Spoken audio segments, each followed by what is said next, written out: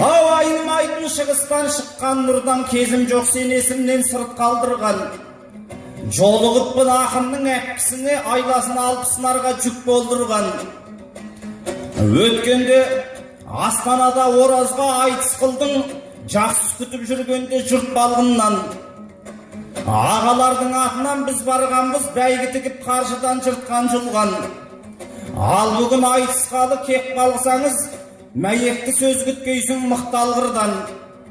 Өйткені мен ұлылардың ұрпақ едім, аунақ беткен жерінде түк қалдырған. Райымбек менің бабам шапқан кезде қансырап қалмақ дейтін жұрт қаңғырған. Қар өлеңін төккенде Мұқағали қысырдың желінен сүт тандырған. Мен дағайын кекестің өзеніндей жағасы жасыл кілем мүк балдырған. Ораздың көзін көрген інісі едім, үлгі алған менде сондай ұлт жандылдан. Ал бүгін